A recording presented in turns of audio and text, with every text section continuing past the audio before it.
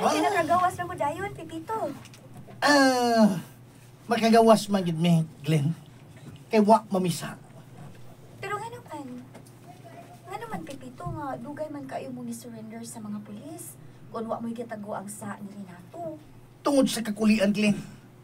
Ilabi na nga ang seguridad glig-grigi. Ay, wag ko makasabot ini. Pero sa Sabi dili ni pa. Lolita, no? Oo. Naglibog yun ni ninyo. Nga naman. Kung nga nung inyong gipahirag inyong mga bati nga binuhatan nga to ni Renato. Wata may mamahid, Glenn, oy. Si Renato man di tinod-anay nga sadan ini, Glenn. Ug dili kami si Tasyo. Doon na ba mo'y mga ligong ebidensya sa inyong mga pasangil niya? Na, Glenn.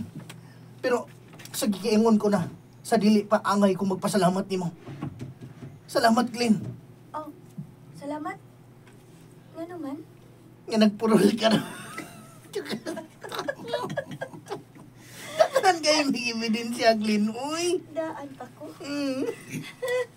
Daghan di ay? Mm. Kunya, kung namoy daghang ebidensya, nganong maabot man ka sa purol? Aw, nganong Abot man niya, ay, nganong man wa niya, ay. man mo makapapriso niya?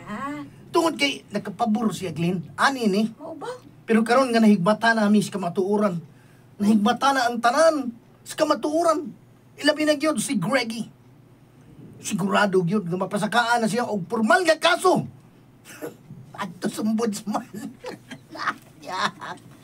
Mapriso na siya, mapriso. Ay, Ah, abi nimo, Pipito.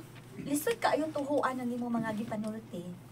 Labi na ng inyong mga pasangil ni Renato. O, wa ko makasabot kung anong inyo pang gipadugay aron mo pasaka mo og kaso kung tinuod man gani ang inyong mga pasangil. makita raw niya ni Muglin. Gamay na lang og kuwang. Gamay lang gyud. May baw-anaw niya ninyo ang tanan kung kinsa gyud tinud-anay nga kriminal. Oh, tinuod na.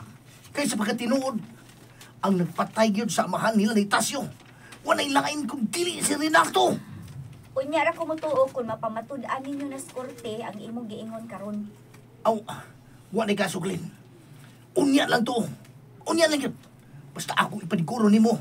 Nga ang tanan akong gisulti. Nga kami, mga inosente mi. Ug ang kriminal, mao sila si Renato o si Jonel. Taya. Jume. Mana, Rex, mana? Kapit sa Jume. Dari mana? Jom. Jonel, ito ba si Dilima? Laila Dilima ba?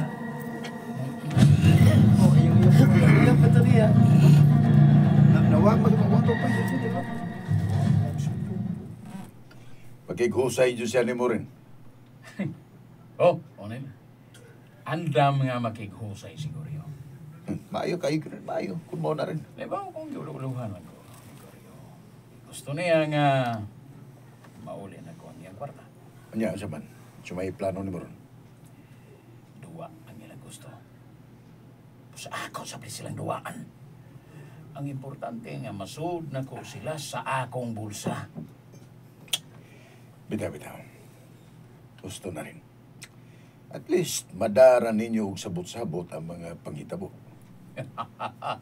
Di ko gusto, di ko pwede nga ipapriso ni Kuryo.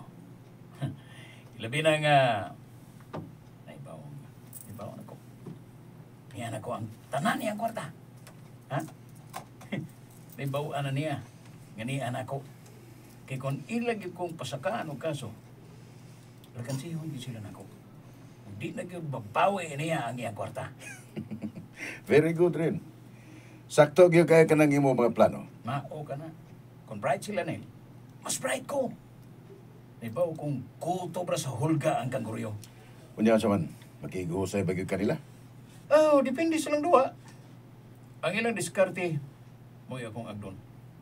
Kung tanaw na ko nga isorder ko nila silang bulsa, di kina may tabong mahusay mi.